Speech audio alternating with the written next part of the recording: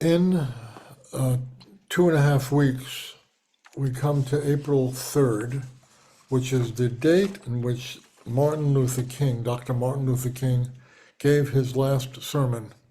It was the day before he died, the night before he died. And at the end of that stirring speech, which he was giving to sanitation workers from Memphis, Tennessee, who were on strike because of the unfair treatment they had experienced, in the last paragraph, this is what I will read. Well, I don't know what will happen now, he said. We've got some difficult days ahead, but it doesn't matter with me now because I've been to the mountaintop and I don't mind. Like anybody, I would like to live a long life. Longevity has its place, but I'm not concerned about that now. I just want to do God's will. And he's allowed me to go up to the mountain. And I've looked over, and I've seen the promised land. I may not get there with you, but I want you to know tonight that we, as a people, will get to the promised land. And I'm happy tonight. I'm not worried about anything. I'm not fearing any man. Mine eyes have seen the glory of the coming of the Lord.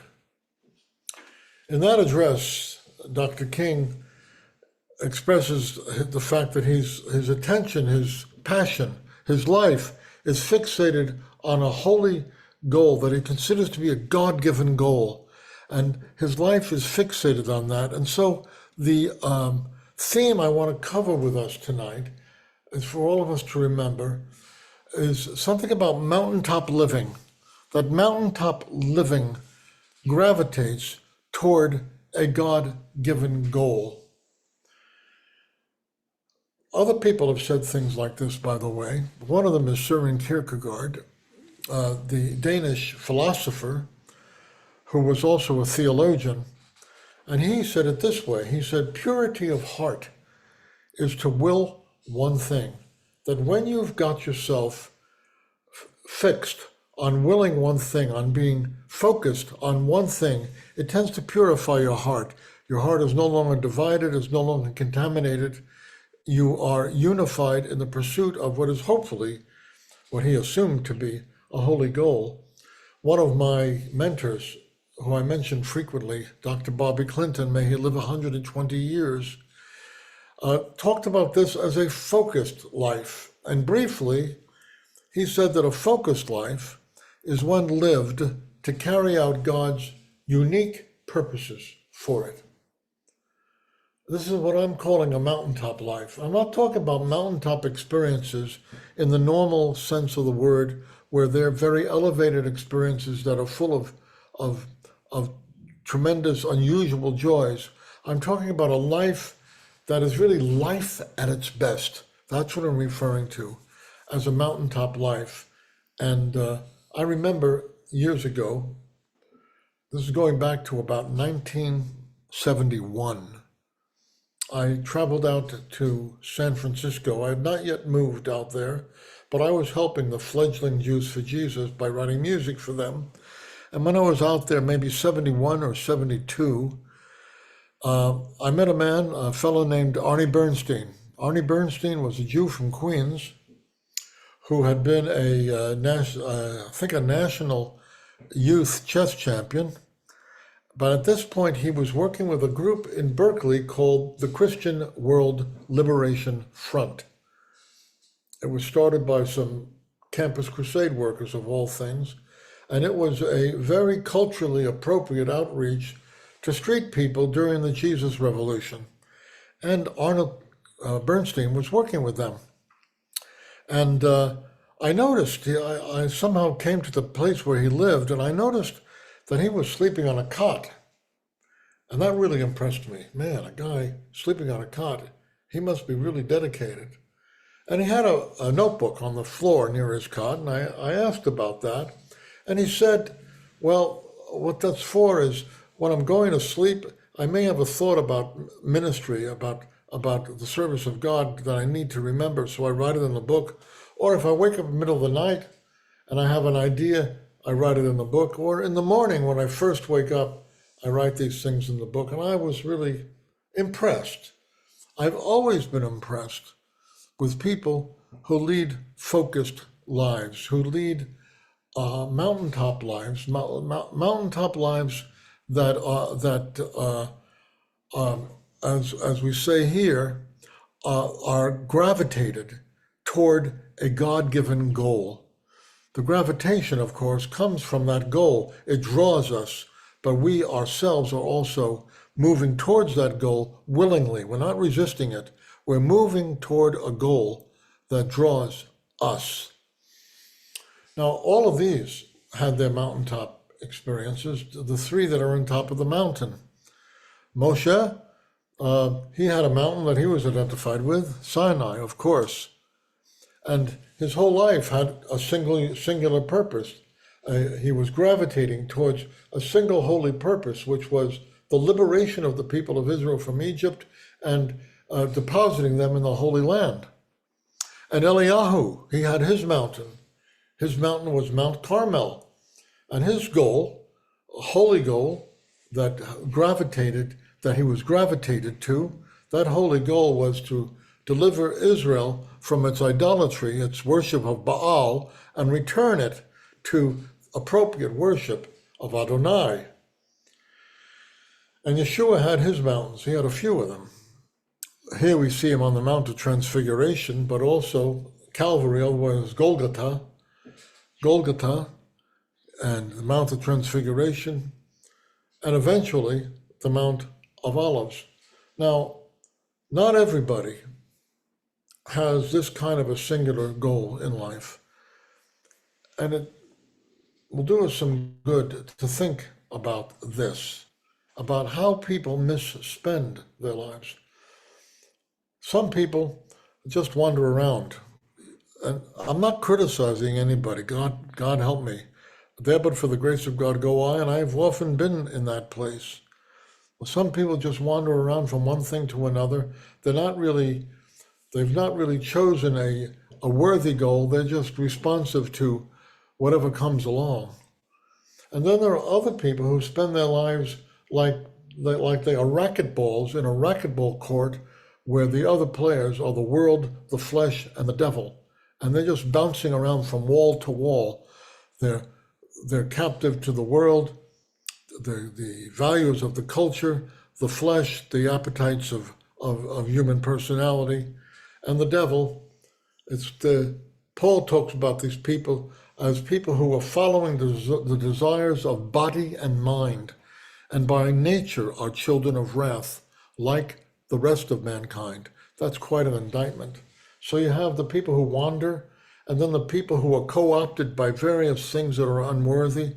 And then you have the double-minded man who's unstable in all his ways. James, Yaakov, Yeshua's brother, speaks about the double-minded person who runs hot and cold.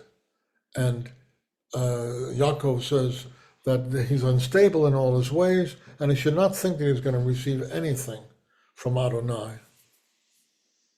Now, thinking of Yeshua, what was the goal that he fixed on? What was the goal towards which he was gravitated? Because it says in the letter to the Hebrews that Yeshua, who for the joy that was set before him, endured the cross and despised the shame. What was the joy that was set before him? I can think of three candidates, maybe you can think of more. The first joy was that Yeshua made it clear that his food was to do the Father's will. So perhaps that the joy that was set before him was the joy of doing the Father's will in an absolute sense. It reminds me, strangely, of Rabbi Akiva, who was executed by the Romans and tortured, burned to death, and his flesh was raked with hot combs, and he finished with the Shema on his lips, and he was grateful to be dying that way because he had always wanted to love God with all his heart, with all his soul, with all his mind, and here he he was having a chance to really demonstrate that. That's quite a story. It's a famous story. But Yeshua endured the cross, despising the shame, because he had a joy that was set before him. And that joy may have been doing the will of the Father. Very well, that may have been it. Another joy that may have driven him, that was his mountaintop life of being gravitated towards a holy thing from God. Another joy may have been the fact that he was involved in reclaiming the whole cosmos, which had gone out of orbit back in the garden. Spiritually, the cosmos was meant to be theocentric. The whole cosmos was meant to be centered around God. But at the fall, it lost orbit, and it's been reeling out of orbit ever since. All of existence has been out of orbit. And Yeshua is the one through whom his death and his resurrection and his ascension is going to bring all of that back into order. Maybe the joy that was set before him was accomplishing the work that God gave him to do. The third joy might be being restored to the glory that he had with God before the world was made. On the night before he was executed, Yeshua met with the disciples, and he was praying, and he said, Father, restore to me the glory I had with you before the world was made. That glory is a certain weightiness of recognition by all that exists, recognizes the weightiness of Yeshua. Yeshua wanted to be back in a condition of existence that was appropriate to who he most deeply was. He emptied himself, taking the form of a servant, being born in the likeness of men, but he wanted to be back in harmony with the Father and the Holy Spirit and functioning in the fullness of his being, rather than having dimmed his lights, dimmed his brights to dwell among us. So that may have been the joy that was set before him. But here he is on the top of the Mount of Transfiguration, and he is transfigured before Peter, James, and John, who he's brought with him. I don't know why he brought them with him, but I have an idea. It wasn't because he just wanted company, because he wanted to pray alone. He wanted to pray, but he brings these three guys with him, and it's likely that he brought them with him because he knew something was up, and he wanted them to see what was going on. And more importantly, I think, he wanted them to recognize they were being recruited into something. Let's look at this picture. Again, Moshe, Eliyahu, and Yeshua were there. All of them gravitated toward a God-given goal, but they were not there alone. They were there with Peter, James, and John. Here we see, this is an imaginative portrayal for me.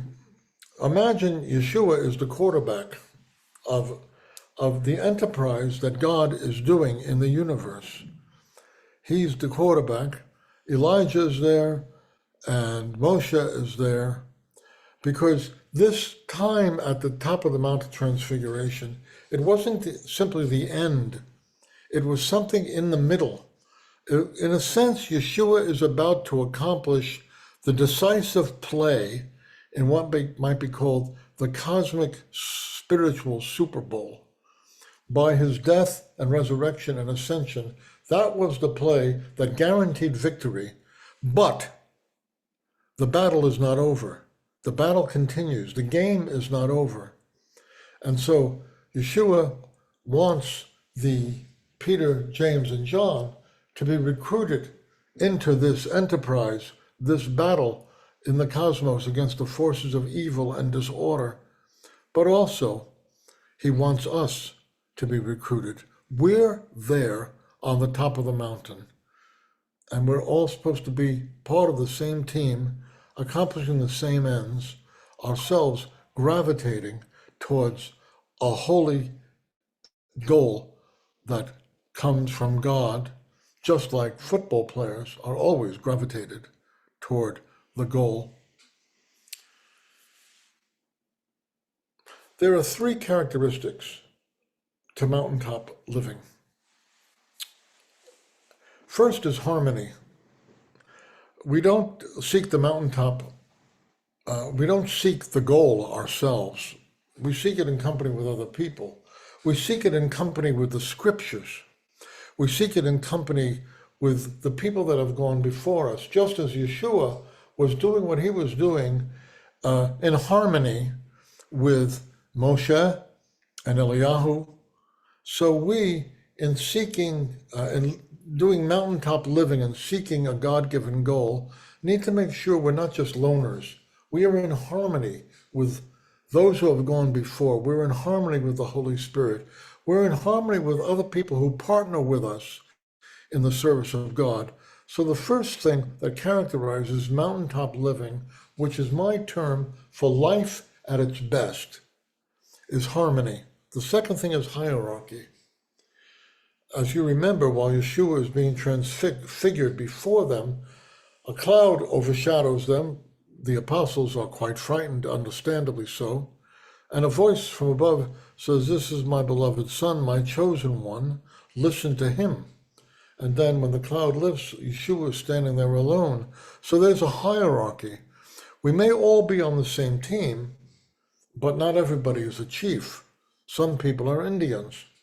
And we need to respect authority in the pursuit of godly goals. And that's true of people in a community like ours, in any congregation, in any prayer community. There's going to be a division of responsibilities, and there's a hierarchy of authority, just as there was on top of the mountain. And finally, there's this phenomenon of gravitation, that we confess ourselves to be drawn by some God-given imperative. We feel ourselves to be drawn. Now let me discuss with you the Apostle Paul and how he responded to this dynamic, because he talks about this in Philippians chapter 3. I encourage us all to read Philippians 3, verses 7 to 16. And Paul's response to this dynamic is expressed in quite a bit of fullness in that passage, but here it is abbreviated. First, he says that mountaintop living involves sacrificial decision making. Paul says, because of him, that is Yeshua, I gave up everything and counted as garbage in comparison.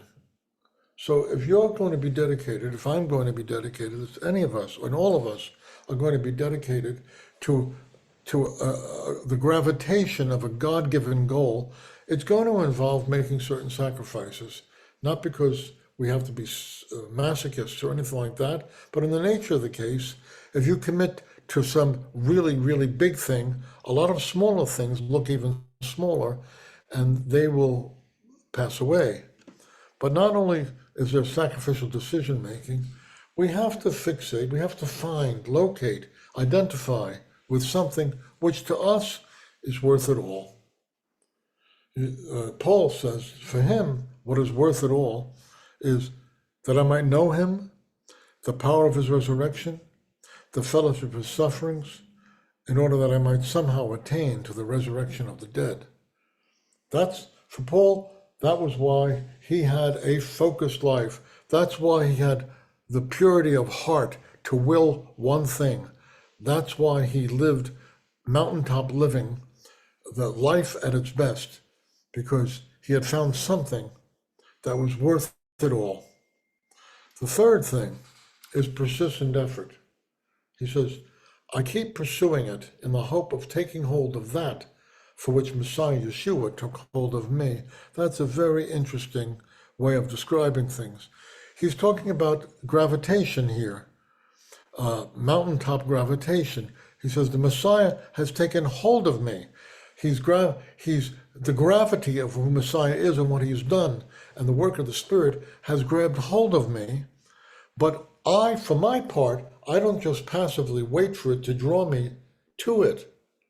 And I don't resist, God forbid. I keep pursuing the thing which has grabbed hold of me. And that should be true of us too. As we seek a mountaintop way of life, gravitated towards a holy thing from God, as we sense that that thing is drawing us, we need to run or to work toward it. It's like the prodigal son. When he returns home, the father sees him and they run together. That ought to be us with these holy goals to which we commit ourselves, that the goal attracts us. And because it does, we move towards it in our own power, not only through the influence of the Spirit. Fourth, singleness of mind. Paul puts it this way. He says, one thing I do. Man, this passage is so instructive about a full and meaningful life. This passage in Philippians. He says, one thing I do. I keep pursuing the goal in order to win the prize. If we're going to have a mountaintop way of life, then we need to have singularity of purpose. And finally, Paul says that all these characteristics are what maturity looks like. He says to the Philippians, therefore, as many of us as mature, as many of us as are mature, let us keep paying attention to this. He's saying, this is where the rubber meets the road. If you're mature, you will pay attention to these things. So I want to give us all a reminder of the whole theme of tonight, which is mountaintop living gravitates toward a God-given goal, or to put it in a different language, life at its best gravitates toward a God-given goal. And here's what I think we should all do henceforth, and that is ask ourselves and keep on asking in the presence of God through prayerfully and through interaction with the scripture, constant, and with interaction with wise counselors. Ask and keep on asking, what priorities in my life should overshadow all the others? And which of these is chief? I might add another, and what things are unworthy of me? We might ask that question too. For all of us, I pray that all of us would attain to and maintain mountaintop living, not like mountaintop experiences, but life at its best, life at its most focused, life at its most fruitful and productive, life that is more than anything focused on the things that matter to God, that have begun to matter to us. Shabbat Shalom.